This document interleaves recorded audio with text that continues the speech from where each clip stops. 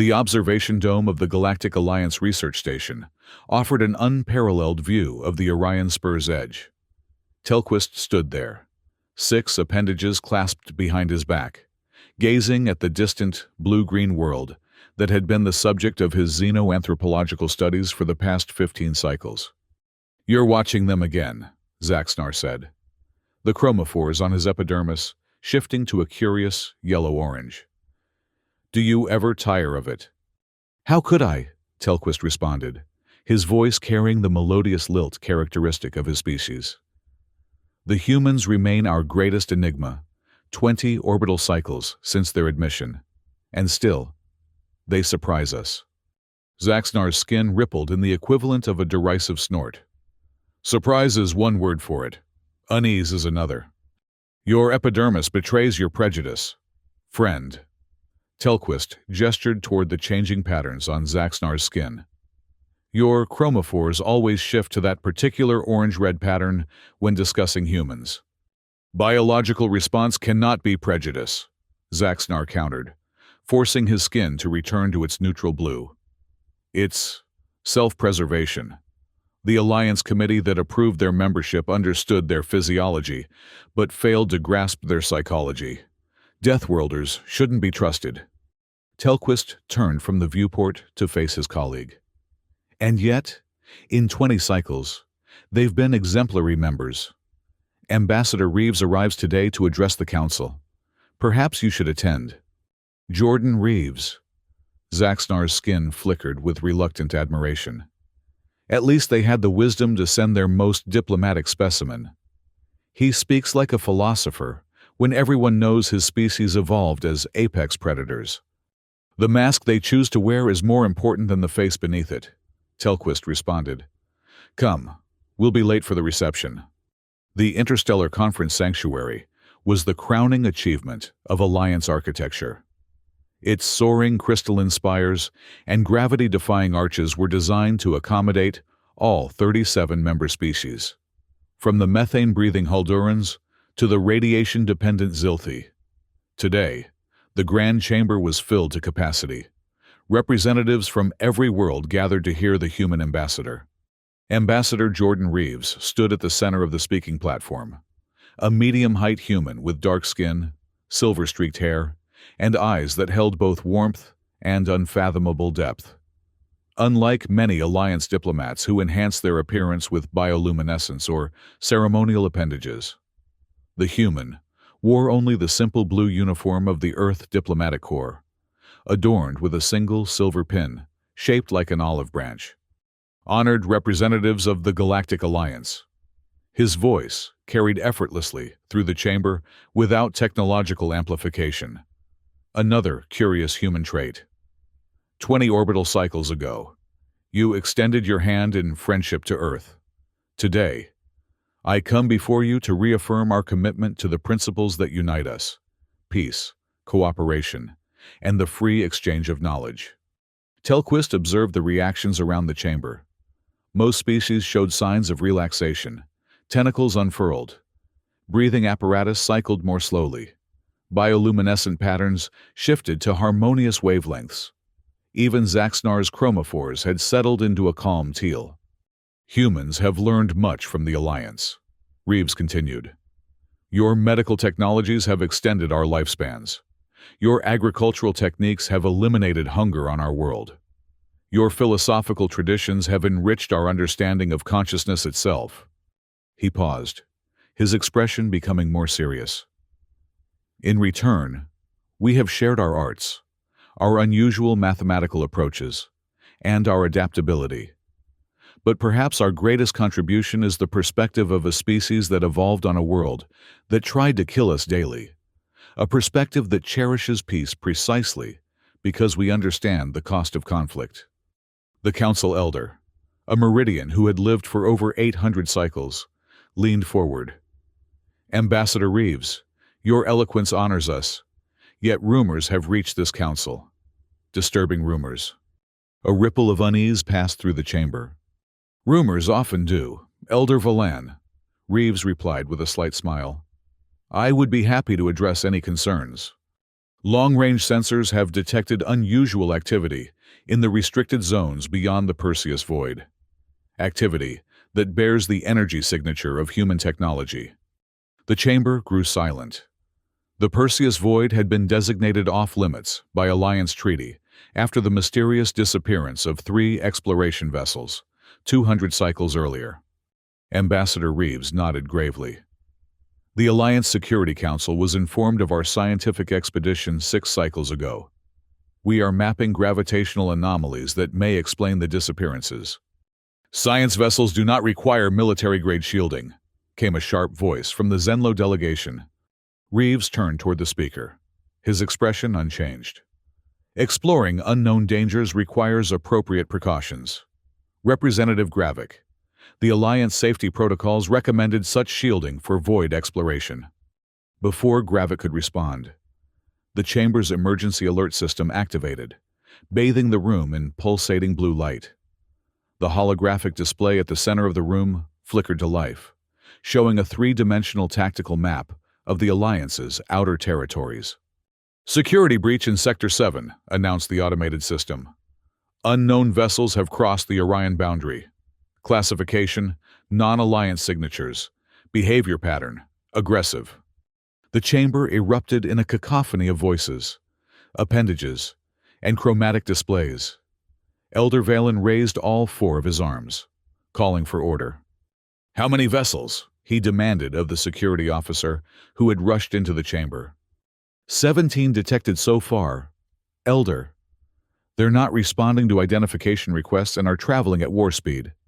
Zaxnar turned to Telquist, his skin now pulsing an alarmed crimson. "The humans. This must be—" "Not us," Ambassador Reeves interrupted, his voice cutting through the chaos with unexpected authority. "But we know who they are." All eyes in the chamber turned to the human. "The Kriax Empire," Reeves said, and the name itself seemed to lower the temperature in the room. "We encountered their scout ships 3 cycles ago at the edge of our territory. They are expansionists who believe in consuming weaker civilizations. We attempted diplomatic contact, but were met with hostility." "And you didn't inform the Alliance?" Elder Valan's voice carried rare anger. "We submitted a full report," Reeves replied calmly. "It should be in the Xenological Threat Assessment database, under classification level Omega." The security director, a Floxian with multifaceted eyes that processed information at remarkable speeds, quickly accessed the database. "It's here, Elder. Submitted 18 months ago. Flagged for council review but never elevated." A moment of uncomfortable silence followed. "Regardless," Elder Valan continued, "if these Kriax pose a threat, the Alliance Defense Fleet will intercept them. Ambassador Reeves, your world is far from the incursion point. You may wish to return to the safety of your embassy." Something changed in the human's posture, a subtle shift that Telquist, with his years of studying human body language, immediately recognized as the transition from diplomat to something else entirely. "With respect, Elder," Reeves said, his voice carrying a new edge. "The Alliance Defense Fleet cannot stop the Kriax. Their neural network technology allows them to coordinate attacks with perfect synchronicity. Their ships use biological components that self-heal, and they consider technological inferiority a justification for extinction." "How could you possibly know this from a single encounter?" demanded Gravik. "Because we've been tracking them since that encounter," Reeves replied.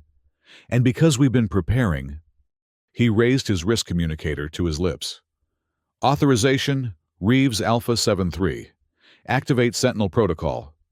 The holographic display in the center of the chamber shifted, now showing a different section of space near Earth.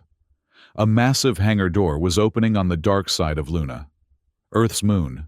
From within, ships began to emerge, not 1 or 2, but dozens, then hundreds. "By the ancestral stars," whispered Zaxnar, his skin turning a pale, shocked white. "What have you done?" "What was necessary," Reeves answered, his eyes never leaving the display. 300 warships, maintained in accordance with the Alliance membership treaty that permits defensive capabilities proportional to potential threats. Elder Valan's voice trembled slightly.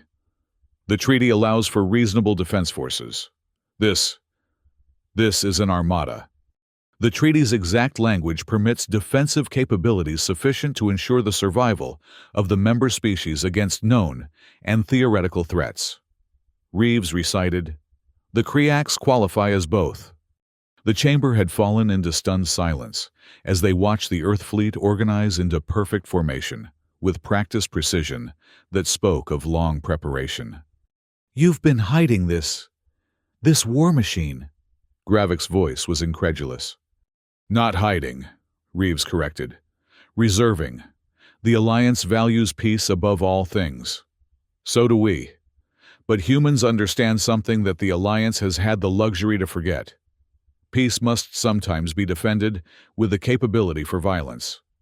Telquist watched the reactions cascade through the chamber. Shock, betrayal, fear, but also from some of the older representatives who had lived through earlier conflicts, a glimmer of something that looked almost like relief.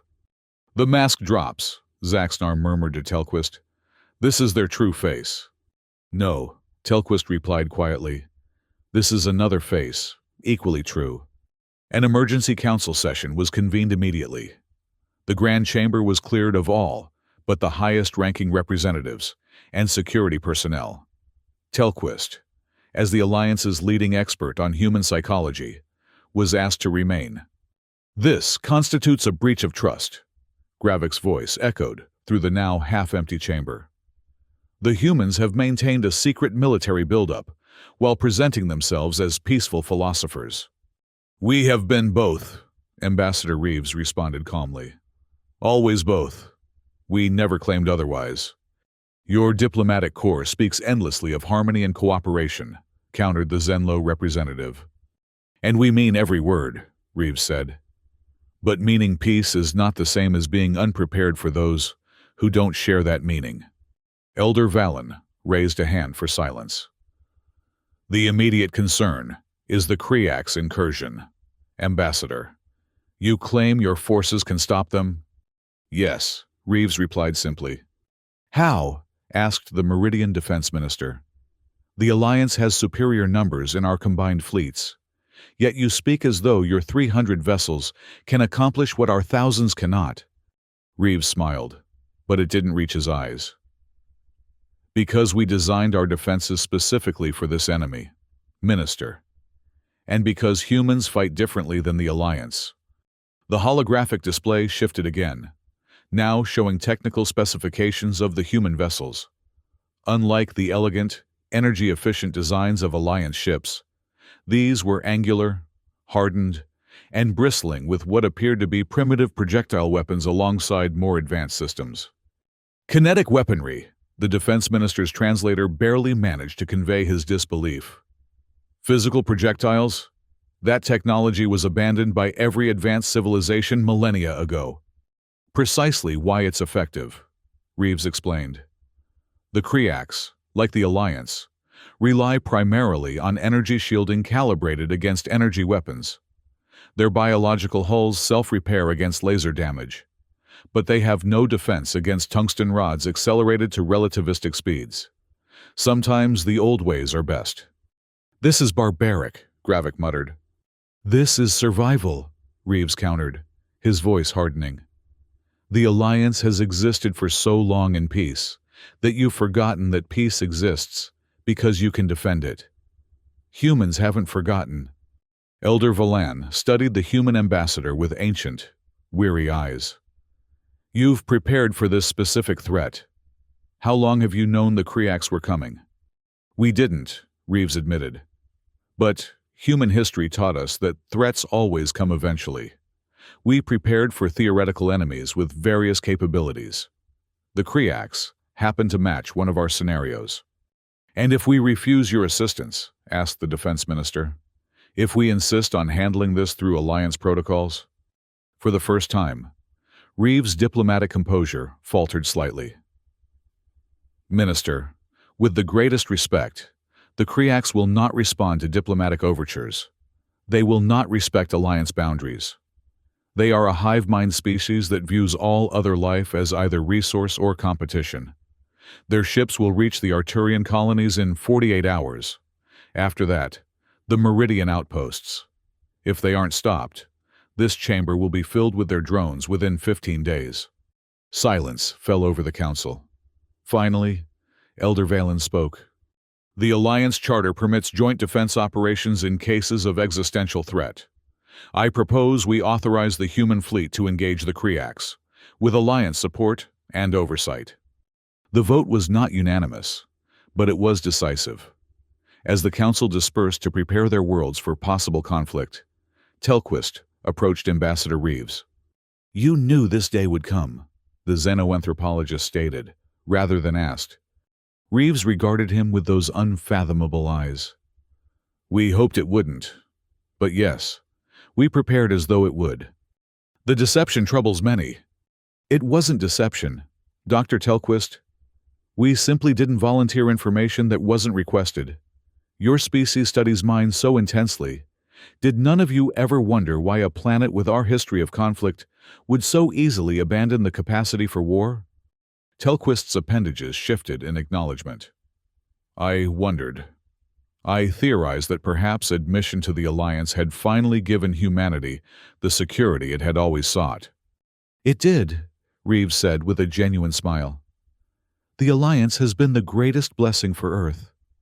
But security isn't the absence of danger, it's the presence of preparation. We maintained our defenses out of respect for the reality of the universe, not out of distrust for the Alliance. Many won't see it that way." "Then, they should watch what happens next," Reeves said, turning to leave. "Actions reveal truth better than words ever could." The following days were a blur of activity. The Alliance, unaccustomed to military mobilization, struggled to coordinate its response. The human fleet, by contrast, moved with practiced efficiency that belied their supposedly peaceful nature. Telquist found himself assigned as liaison between Alliance headquarters and the human command vessel, the HSS Vigilant. The ship was unlike any Alliance vessel he had ever boarded, austere, functional, with none of the comfortable aesthetic considerations typical of civilized space travel.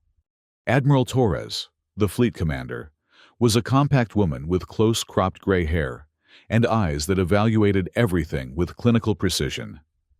She greeted Telquist in a briefing room where three-dimensional tactical displays showed the approaching Kriaks fleet. "Dr. Telquist," she said, offering the traditional human handshake that he had learned to reciprocate. "Ambassador Reeves speaks highly of your understanding of interspecies relations. I'm honored to serve as liaison, Admiral. Though I admit my expertise is more academic than practical in matters of conflict." A faint smile crossed her face. Most of humanity hoped to keep war academic as well. But here we are. She gestured to the tactical display. "The Kriaks have increased to 26 vessels. Their configuration suggests a scouting force preceding a larger invasion fleet.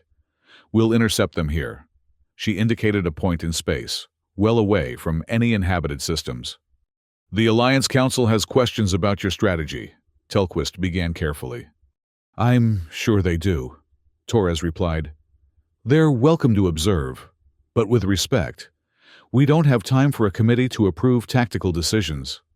They are concerned about proportionality. The Alliance ethical combat directives require—" "Doctor," Torres interrupted gently but firmly.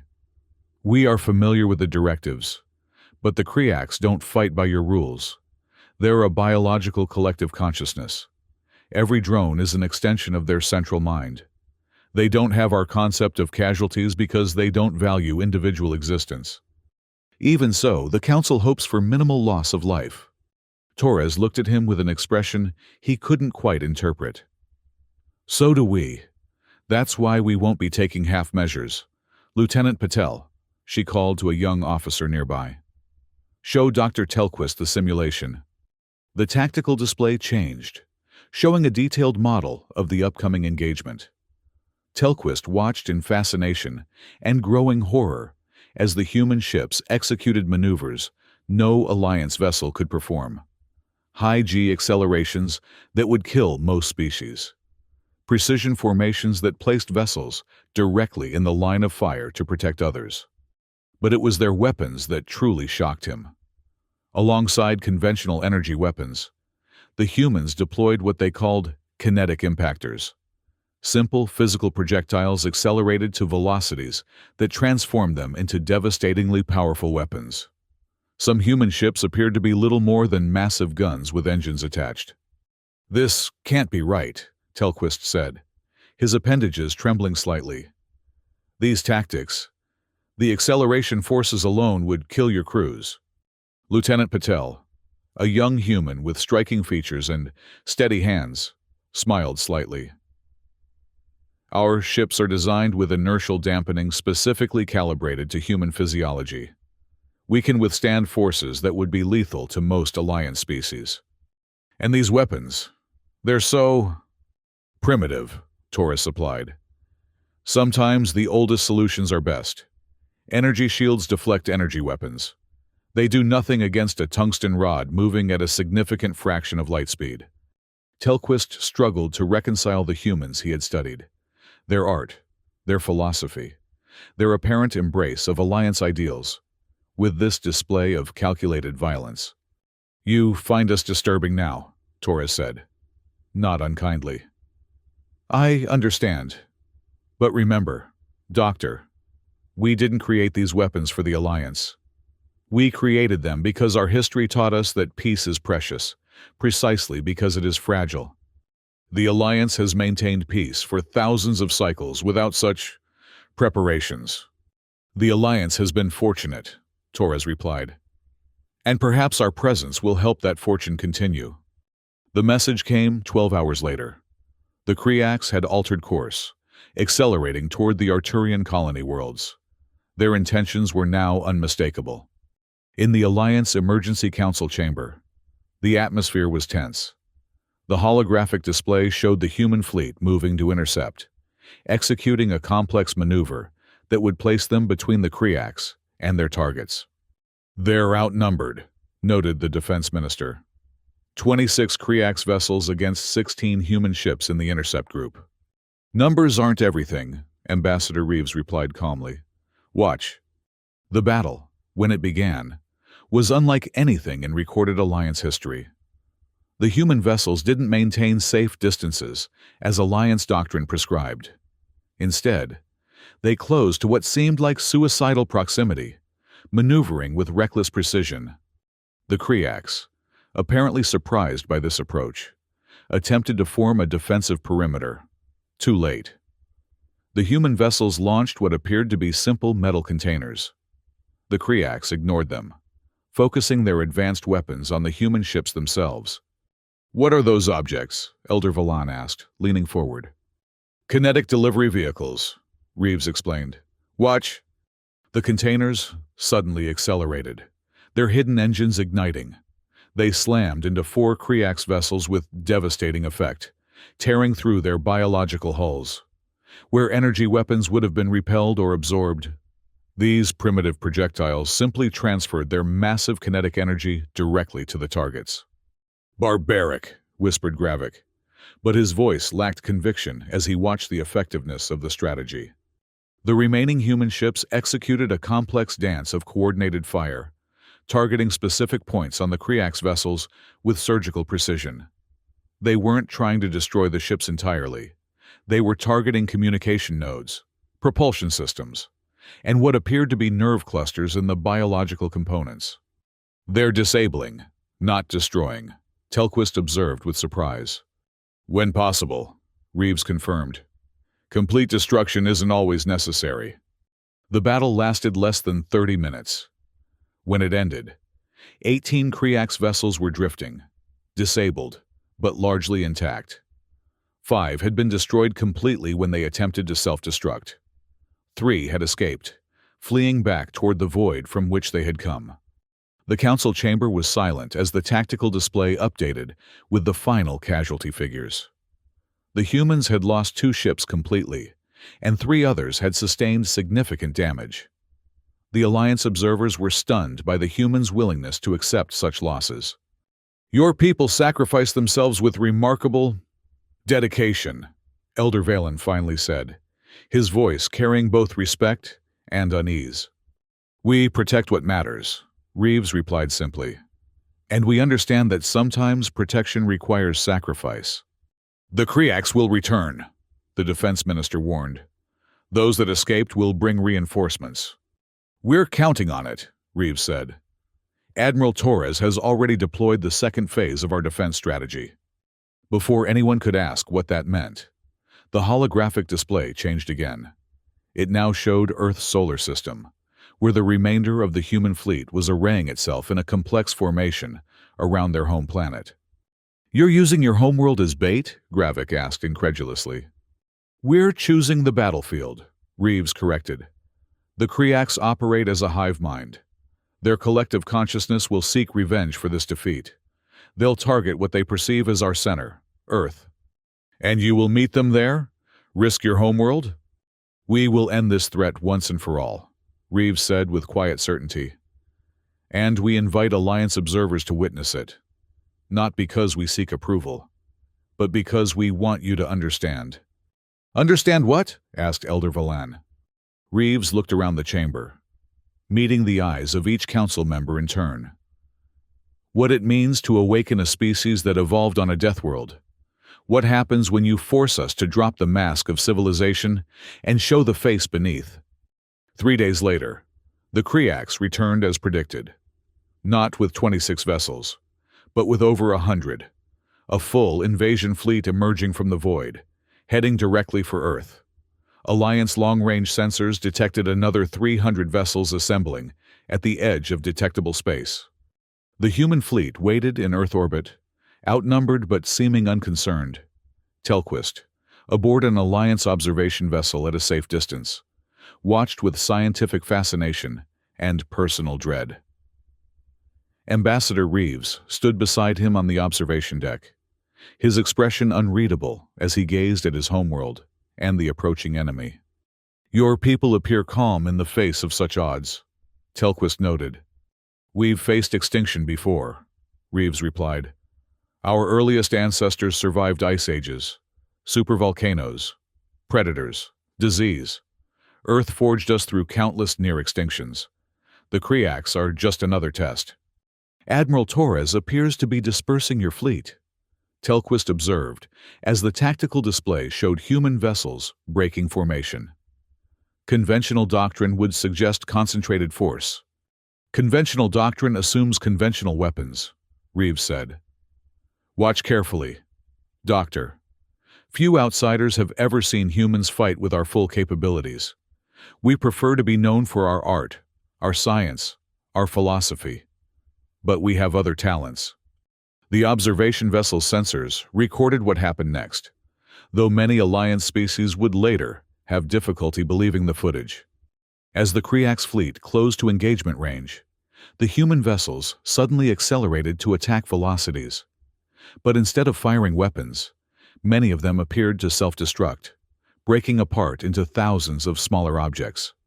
"What's happening?" Telquist asked in alarm. "Those aren't explosions," Reeves explained calmly. "Those are deployment patterns. Each of those vessels just released approximately 5,000 kinetic penetrators, what we call rods from God. Simple tungsten cylinders with minimal guidance systems. No explosives, no energy signatures, just mass and velocity." The Kriaks fleet, apparently confused by the lack of conventional energy weapon signatures, continued their advance, directly into this cloud of hypersonic metal. The results were catastrophic. Vessel after vessel was penetrated, their biological components shredded by impacts that no energy shield could stop. "This is efficient," Telquist said, struggling to find a word that didn't reveal his horror. "Efficient, yes," Reeves agreed, "but not sufficient." Even as the kinetic weapons tore through the front of the Kriaks fleet, the remaining human vessels executed a new maneuver. They formed into tight groups of 3, then accelerated directly toward the largest Kriaks command ships. "They're on collision courses," Telquist observed in shock. Not quite, Reeves said. Watch. At the last possible moment, the human vessels veered away, but not before launching what appeared to be small pods toward the Kriak ships. The pods attached to the hulls of the enemy vessels, seemingly doing nothing. Boarding parties, Reeves explained, seeing Telquist's confusion. Elite soldiers, what we call Marines. They're sending humans onto those ships? Telquist couldn't keep the disbelief from his voice. The Kriak's biological defenses will dissolve any foreign organism on contact. Our Marines are wearing specialized containment suits, Reeves said. And they're not there to capture the ships. Then what? They're there to break the hive mind. Over the next hour, Telquist watched in fascination as the Kriak's fleet's coordinated movements began to falter. Ships that had been moving in perfect synchronization suddenly lurched in different directions. Some fired on each other. Others simply went dormant. What's happening to them? He asked. The Kriak's hive mind requires perfect neurological synchronization, Reeves explained. Our Marines are installing devices that generate targeted electromagnetic pulses, essentially giving their neural network the equivalent of a seizure. We're not killing them. We're disrupting their ability to think as a collective. This strategy, Telquist said slowly.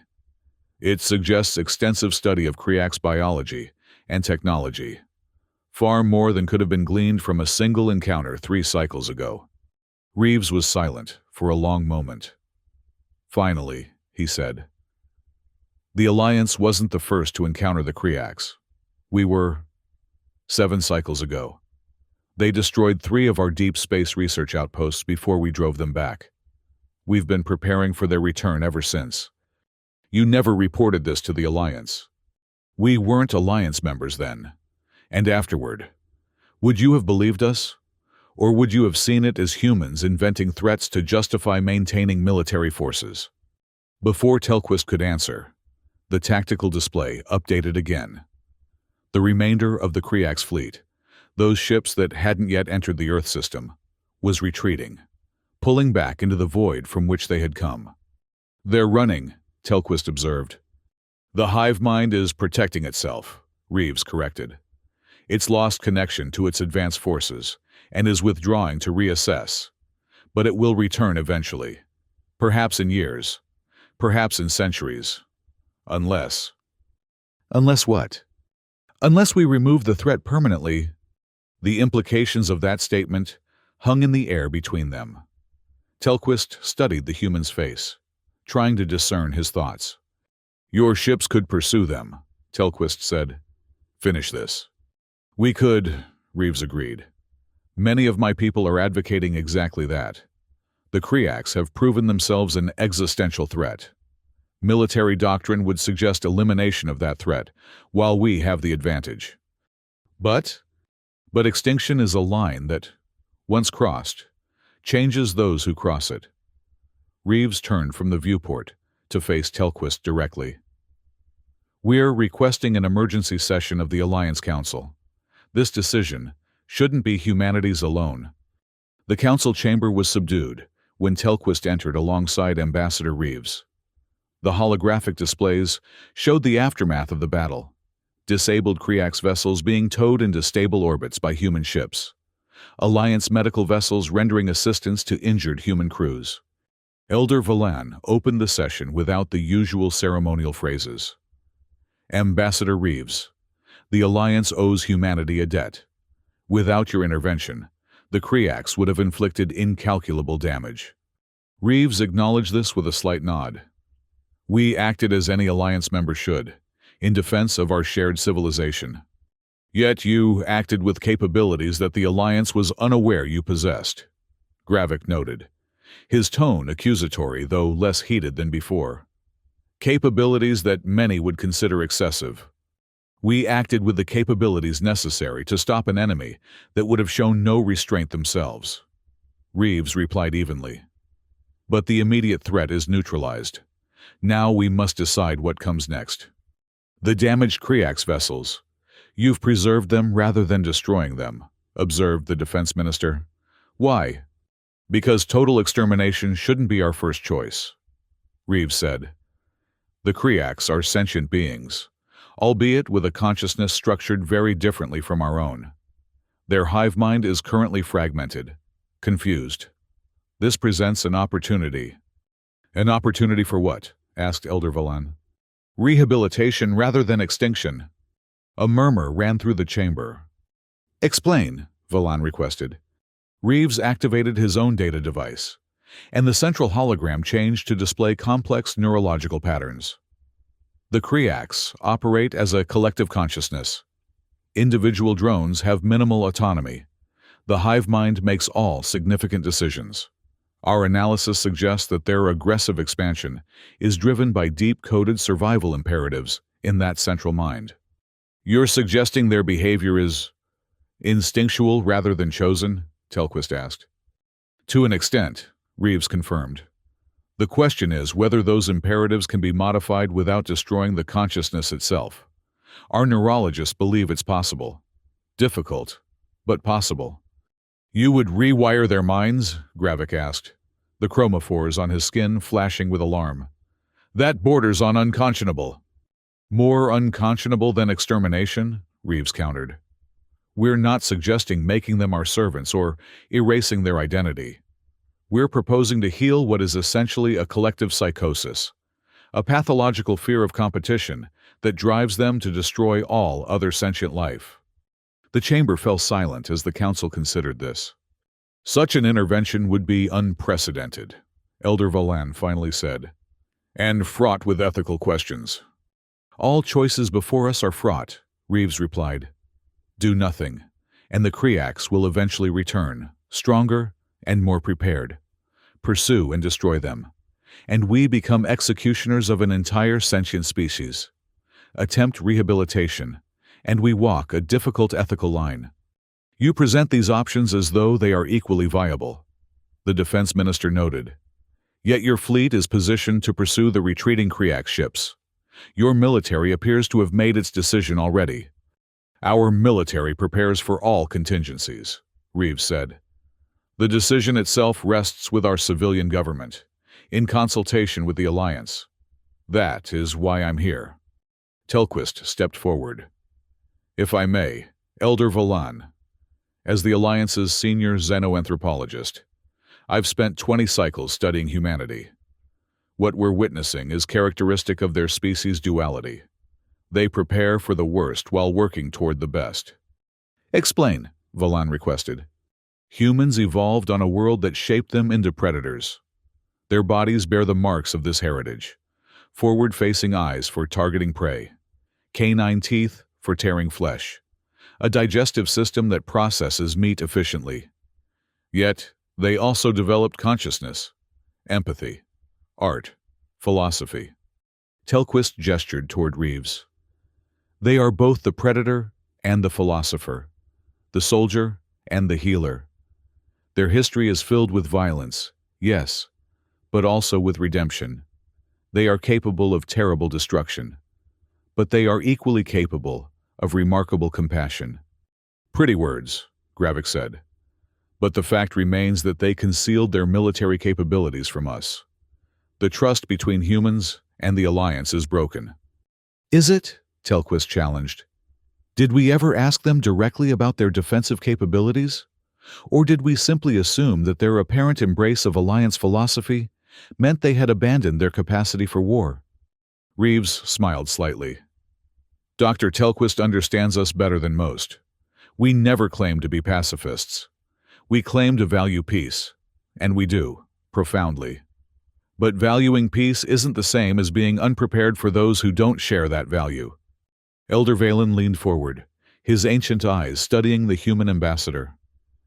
You maintain that your fleet, your weapons, were developed purely for defense? They were, Reeves confirmed without hesitation. Every capability you've witnessed was designed to protect, not to conquer. Our kinetic weapons cannot be used for planetary bombardment without causing self-destructive debris fields. Our boarding techniques are useless against anything but hive mind vessels. We built shields, not swords. Yet these shields have very sharp edges, the defense minister observed. The most effective shields often do, Reeves replied.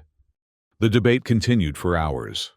Telquist observed the subtle shifts in the council's mood, from initial shock and betrayal to grudging respect, and finally to thoughtful consideration. Throughout it all, Ambassador Reeves maintained his diplomat's composure, answering each question with the same calm certainty. Finally, Elder Valen called for a vote. The results were displayed on the chamber's holographic system. Rehabilitation would be attempted. A joint alliance human medical team would work to modify the Kriak's hive mind's core imperatives while preserving its fundamental consciousness. The human fleet would remain on alert, but would not pursue the retreating Kriak's vessels unless they showed signs of returning. As the council session adjourned, Telquist approached Ambassador Reeves once more. "A wise decision," the xenoanthropologist said, "and one that reveals much about human nature."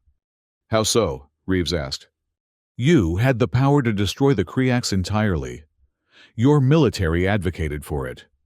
Yet you chose the more difficult path of rehabilitation." Reeves smiled.